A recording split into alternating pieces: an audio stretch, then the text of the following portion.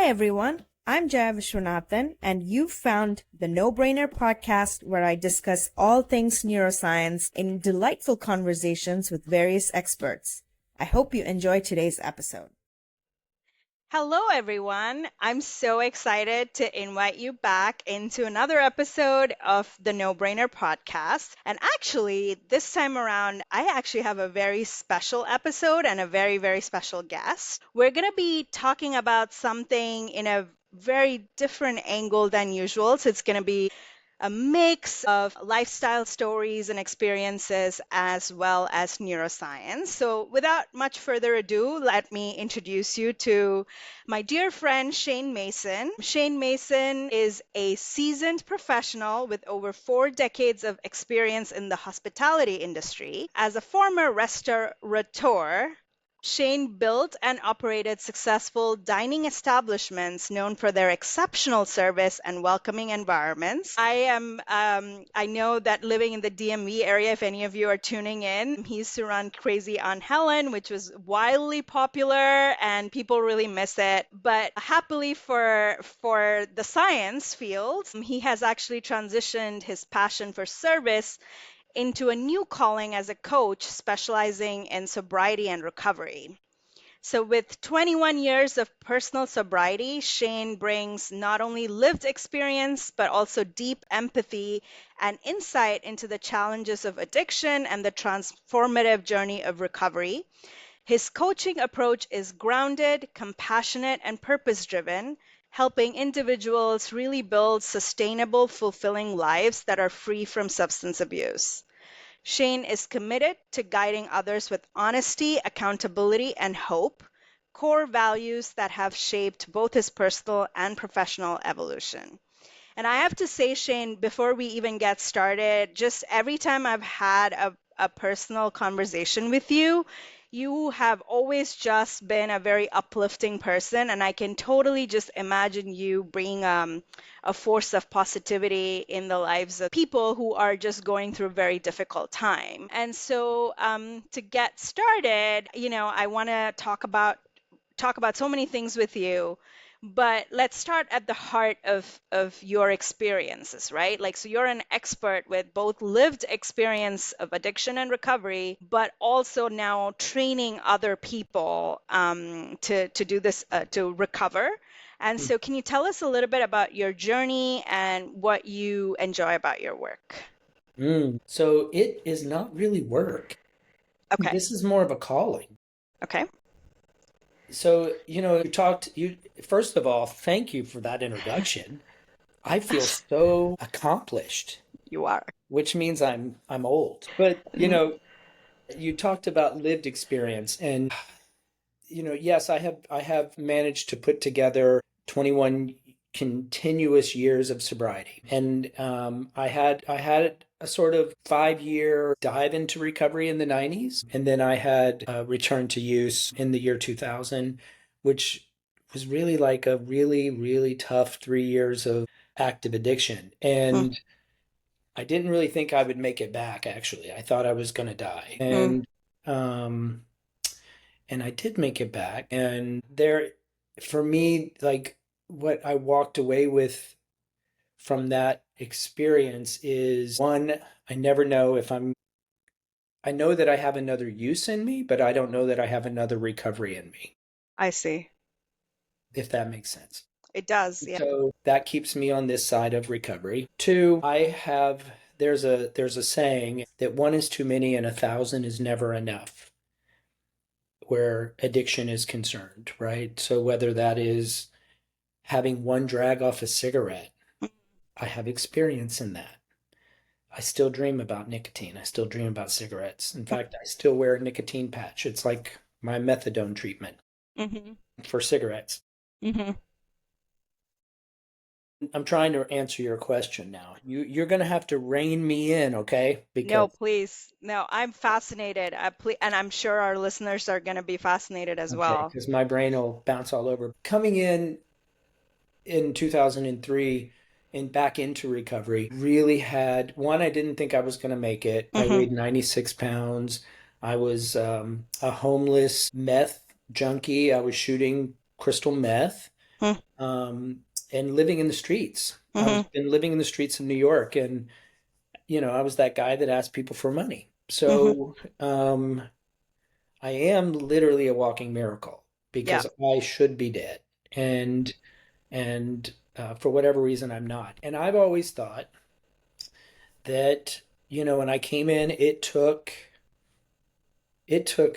more than a village to help me. It took a lot of people helping me, and I may also cry a little bit during some of this, so Please. This is definitely a safe space. because even all these years later, I'm so grateful for everything that people did for me Mm, because I could not have done it by myself. mhm, And that is absolutely one of the key factors that I talk about with people when they too are in early recovery. mm, There's this crazy thing about addiction, mhm. this disease of addiction that tells people who are in it that we have to do it by ourselves. Don't let anybody in. Keep it dark. Keep it quiet. I'm sure I can fix this.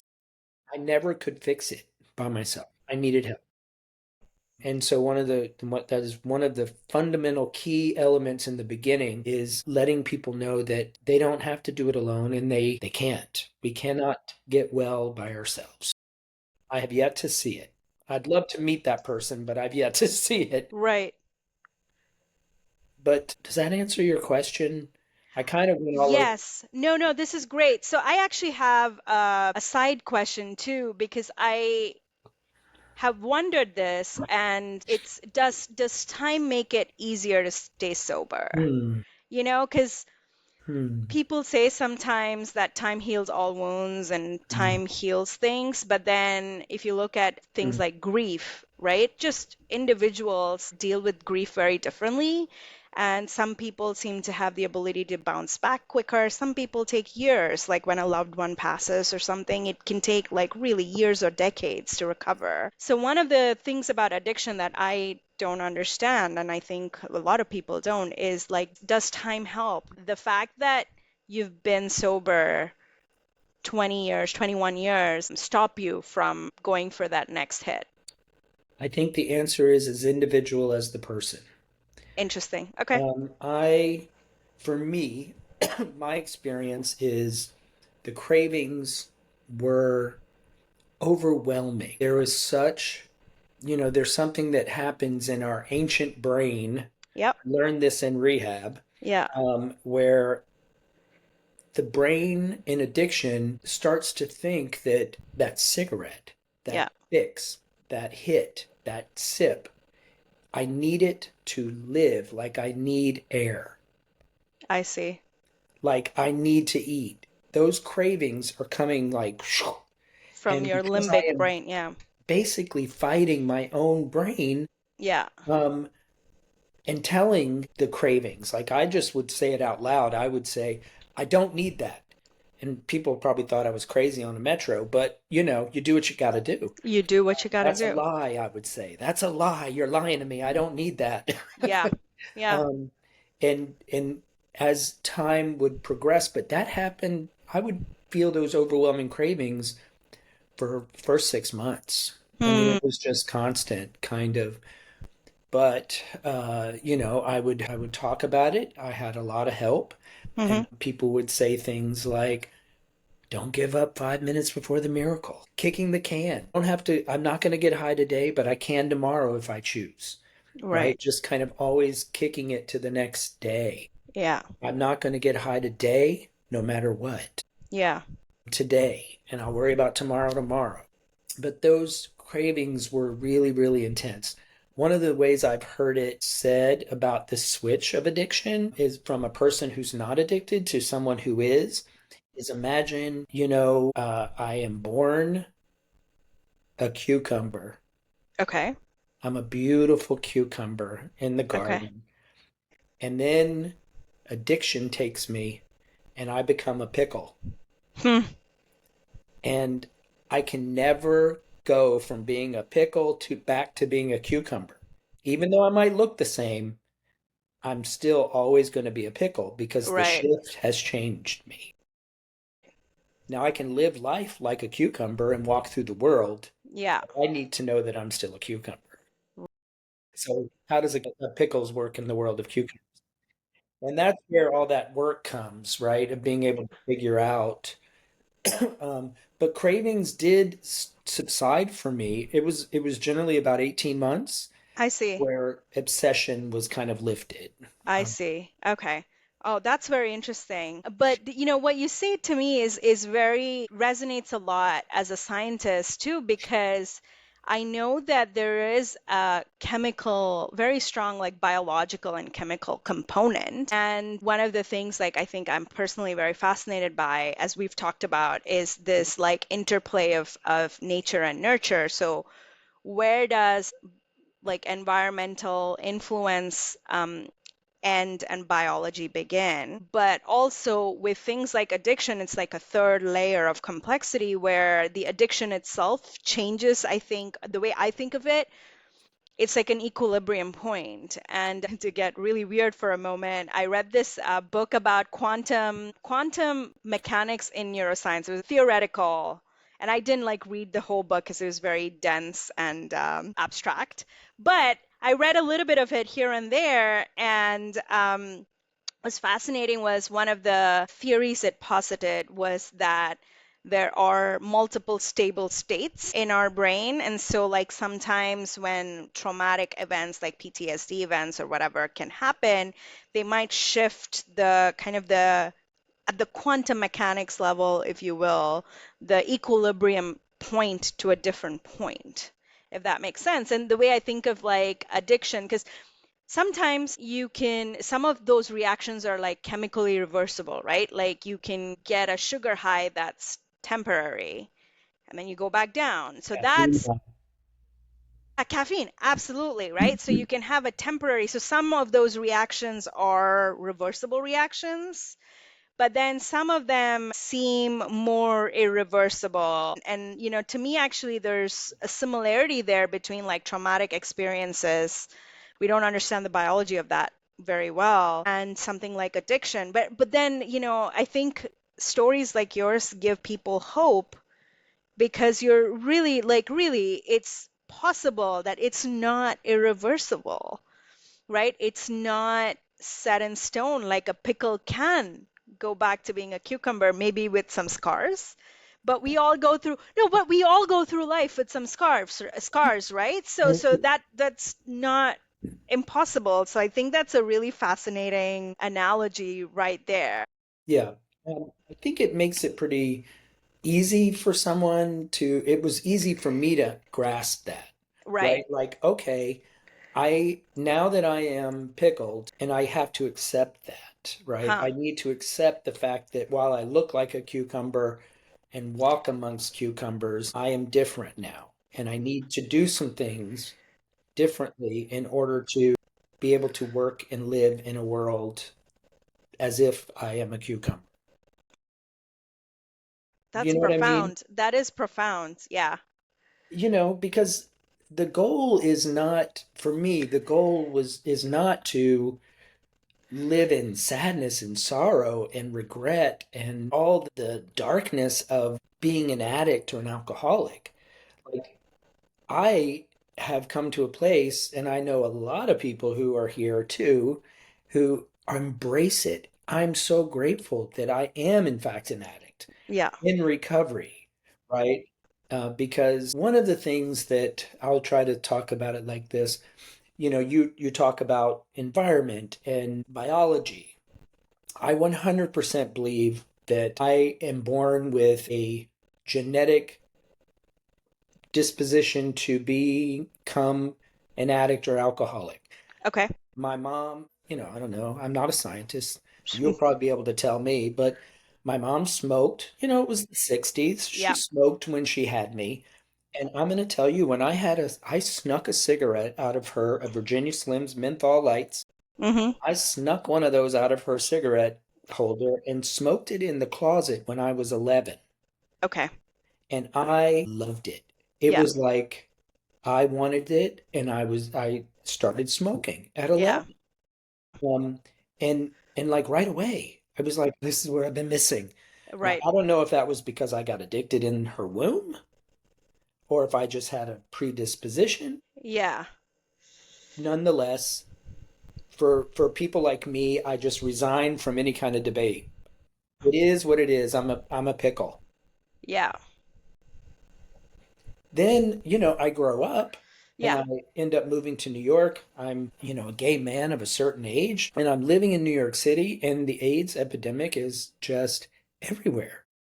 I have friends who are dropping dead left and right. I am in my early 20s, and I don't have any, not even one coping skill that life has given me Right. because we don't grow up and our parents are like, you're going to lose a lot of friends and let me teach you how to deal with death. And Yeah. they didn't even know, right? And they For sure. were in their 30s and 40s. So drinking and doing drugs were definite coping mechanisms for handling emotions and trauma that I didn't understand how to navigate. Right. Right. And I tell people all the time that drugs and alcohol worked. Like they did what they were supposed to do, right? They kept me sane until they didn't. Right. And then once they didn't, once they became, the tail wagging the dog, I see. now I've got this other problem and all of those emotions and traumas that I never dealt with because why deal with it? Give me a pill, give me a shot. Yeah. Now I've got two problems. Those emotions are still going to come up. And now even the drugs and alcohol do no longer cover those. So there's our environment piece, right? Where Right. where the situational issues of life and normal stresses or unnormal stresses, however you look at it, um, can sort of throw gasoline on the fire. Yeah. I think I would have been definitely an alcoholic. I don't know that I would have necessarily done as many drugs, but it would have I probably would not have found recovery until about now, which means I would have had years of misery. Right. Right. Right. That would have been Right. awful. No, it is scary. It is really scary. But as you say, as we're talking about nicotine, for example, I know that like a mutation, or it's known that a mutation in the gene encoding the alpha 5 subunit of the receptor for nicotine, nicotinic receptor, has been like consistently associated with higher vulnerability to nicotine addiction. So there's definitely a genetic component to it, but there is also like a very like social component and people who feel isolated. And so I think there's definitely both of those can like stress you. But what was interesting, what I was thinking of as you were talking about your experience, is also maybe one of the barriers, or one of the not barriers, deterrents for people to use substances might just be having better programs and solutions to the stressors. So we can't always help genetics. Gene therapy is an absurdly expensive way to treat like mutations, especially for things that are not well characterized. Right. But maybe like social programs, investment in social programs for like therapy access or mental health services might be a way to like give people tools to handle stresses before they seek out substances. Wouldn't that be nice? We'd have to become a socialist country and give universal health care. Go figure. I mean, you're opening a whole can of worms that like we're going to have to do this in 6 series. Yeah, and I think it's important to make those provocative thought experiments of Mhm. like, do you, and just so what I'm hearing from you is that if you had had access to those kinds of services, am I right? Like you would have been less inclined, or no? So I don't know, I mean, I just sort of feel like, I mean, my particular circumstance with the AIDS epidemic, like Mm, that is such a, scary, yeah. well, I mean, also, it was a very unique situation. I mean, like, I kind of liken it to, like, I don't know, World War II. You know what I mean? Like, people who had to go to war or lost all these family members, World War I, or even Vietnam War. where there's this sort of trauma, collective trauma. Now, Right. the AIDS epidemic in the 80s and 90s was, I know this isn't a program on that, but there was there was a collective trauma, but it was only amongst the LGBTQ plus kind of communities because society was saying this is the gay cancer. This is like, so it was Right. very specifically focused on gay men. And so the general population, there were no public services, there were no governmental services. It was the Reagan era. Yeah. Yeah. And, it was on us and the Yeah. lesbians. Thank God for the lesbians. Ah, I can't say enough about lesbians. They really literally saved our lives. oh, really? They Okay. came in and took care of us, right? Yeah. Right. Right. But, those sorts of situations are very, I think, like I'm trying to think of like, Like a PTSD event. yes, Yeah, exactly. So yeah. you liken it to going to war. That makes Yeah. sense. And so I don't know if I had had therapy from 11 on and I had really well-rounded self-esteem and I felt great about myself and I was accepted as a gay person in my family and all, Yeah. like even if everything had been perfect and I rolled into that, that would have still been traumatic. And even with all of the life skills. Now, if it happened today, in my 50s, I won't tell you where in my 50s, but in my 50s, you're gonna put Vaseline over my lens, right? No, you are timeless. But if it were to happen now, I would have a different reaction. Mm, I would still be sad. I would still feel trauma, but I would also have more life behind me, I see. if that makes sense. It does. It does. Yeah. Um, but nonetheless, these were all, I think, key factors in my personal experience and a lot of other gay men that I know around Mm, my age mm-hmm. who also experienced that time, Yeah. whether or not they had friends that passed away or not, just the knowledge that it could happen and Yeah. feeling kind of every time you had an intimate experience, this could be it. Like any of those kinds of things. That is wild. Yeah. Yeah. Right. But back to addiction. Yeah. No, actually, I have a question too about because you alluded to the recovery, right? And Hmm. the program that you run. So one of the things I'm very interested in also scientifically is like looking at actual like individual differences and sex differences and resilience and vulnerability. So when you're training people and when you're yourself recovering, how do you tackle the fact that like some of you are triggered by these like life-altering things? Some of you are coming from a space of genetic vulnerability. Some people are coming from, a boredom or apathy or, there's all kinds of triggers, right? But then you're kind of like, this seems to be a one size fits all kind of solution. So I'm very curious, and can you talk to us about like how the recovery program deals with different causes, Hmm. and like yeah, like dealing with the root cause. Well, there are many ways to get sober, right? Okay. There's many ways to get sober as there are people. Okay. For a long time, 12 steps Mm-hmm. was kind of and I would say it's probably still the leading way most folks I come see. through. And then there's things like smart recovery, which it feels very much like almost like group therapy. There's feedback. Mm, There's crosstalk, like as if I were in a group, if you've been in group therapy, where, there's conversations going on based on what someone's going through in real time during the actual meeting. There's a Buddhist program, which is, I want to say, my brain just stopped working, but it'll come to me, but it's like karma. okay.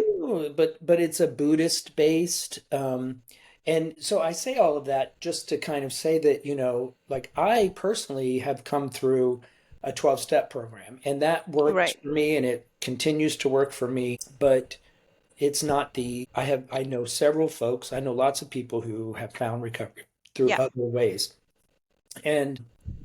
But I personally, like when I'm working with somebody, because I'm not really, like you're using word training, like I'm not really training. I'm just kind of offering suggestions and ways that I have found that work for me Mm, and that I have found work for others.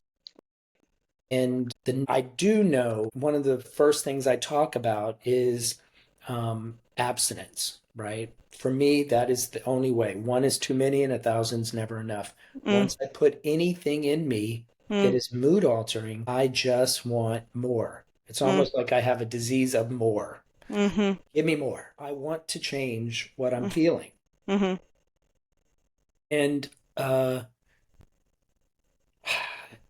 And so that's one way, right? We talk about abstinence. Most programs where you're like, let's say someone's gone to a 28-day inpatient facility where they're getting constant support Mm-hmm. and they're removed from their environment. There are no drugs and alcohol. So for 28 days anyway, there's the ability to be able to get clear and Mm-hmm. be able to think clearly, as clearly as someone who is 28 days sober can be, Right. which is much clearer than someone who's like on day one. So that's great. But, there's this other sort of train of thought or track where folks, there might be a harm reduction delivery, kind of meeting people where they are.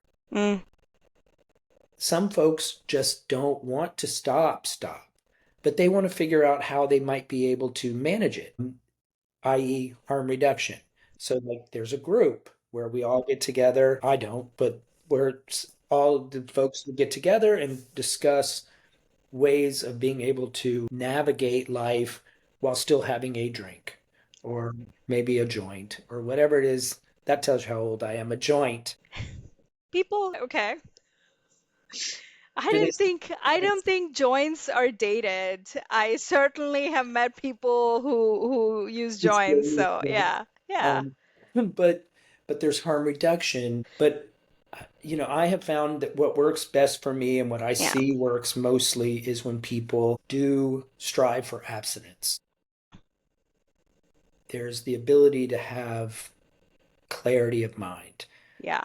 I also want to say if there's anybody out there who's struggling with addiction right now, personally, addiction is not always a linear journey. Hmm. It is not, oh my gosh, I'm an addict, or oh my gosh, I'm an alcoholic. I'm going to put the booze down. I'm going to get the help I need, and I'm never picking it up again.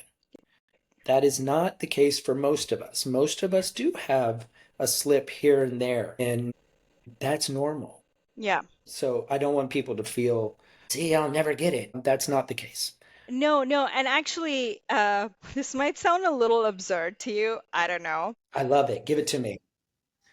But when you were talking about like, I'm just gonna be like sober today, I'll worry about it tomorrow. Hmm. I am like that in the gym, right? Like, I don't like working out, but I force myself to do it because it's good for me. Yeah. And it's the same mentality. Sometimes I'm like this idea that I must do it every day. It's almost Mhm. the inverse, but it's very like parallel. And then you slip up and then you're hard on yourself, and that doesn't serve anyone, right? Like sometimes you just need a break. And one of the very interesting things I read about, this was back in grad school now, I'm gonna date myself. I'm kidding. Uh, this was, so yeah, my grad school, I want to say like 2012-ish, that I read this paper that came out. I don't remember the paper. The gist of it was that like cognitive control was finite, right? In the sense that suppose you had to do like four tasks in a row, that required you to refrain from doing something. It can be anything. It can be like, oh, here's a celery stick and here's a candy bar. Which do you pick? Right? Candy bar every day, all day. Right. But you're like, okay, I'm going to be good and I'm going to pick the celery. And then the next task comes around. Well, it's lunchtime. Do you want ice cream and fries, or do you want, I don't know, something like a green salad? And you're like, okay, I'm gonna pay. And I'm just, food is an example, but it doesn't even have to be the same domain. And then evening rolls around and you're like, oh, do I stay in and go to bed early because I have a good meeting or early meeting, or do I go out with my friends and party and have drinks or whatever? And then the more you control yourself, the less likely you are to keep controlling yourself through the day. And so, like, I think being easy on yourself, whatever, they're not like the same domain. It's not domain specific. And so I think being kinder to yourself in general is great advice. And I also really liked what I mean, I've liked a lot of things that you said, but like one is too many and 1,000 is not enough. I feel like that is such a profound statement as well. And I'm just now going kind of back and forth between like all the various threads. But okay, so I'm gonna maybe focus a little bit again. Okay. One of the things that's fascinating is what you talked about, it takes a village, right? And so there was a study that looked at also, or a few studies, I guess, that looked at oxytocin, which is the neuropeptide involved in social bonding, like moms bond with their children when they're breastfeeding through oxytocin and things like that. And then also pair bonding adults, brain scans show like release in oxytocin, when they fall in love and things like that. And so they did this study in animals and they showed that, like, I think it was like they gave intranasal oxytocin to both humans and animals, and like it reduced craving for nicotine or stress-induced craving for marijuana, as well as withdrawal and anxiety symptoms. That was in humans. And in animals, it decreased the self-admin. So they did like a lot of these rat studies. What they do is they give rats the ability to pull a lever that will give them a hit of heroin or cocaine versus just a hit of water, like cocaine water or whatever. Um, and they found that, the rats will like do it till they die. But Yeah. then a lot of those rats were like single housed and didn't have that enrichment or enriched environment. But then when they provided them with like enrichment or social activity, they decreased self-administration of methamphetamine, heroin, cocaine, alcohol, and withdrawal. And so, I think there's something very, as social beings, as humans, there's two things, right? Like what you talked about earlier too, like drug addiction is meeting some unmet need that you go seeking it. Hey everyone, hope you enjoyed this episode of the No Brainer podcast and see you at the next one.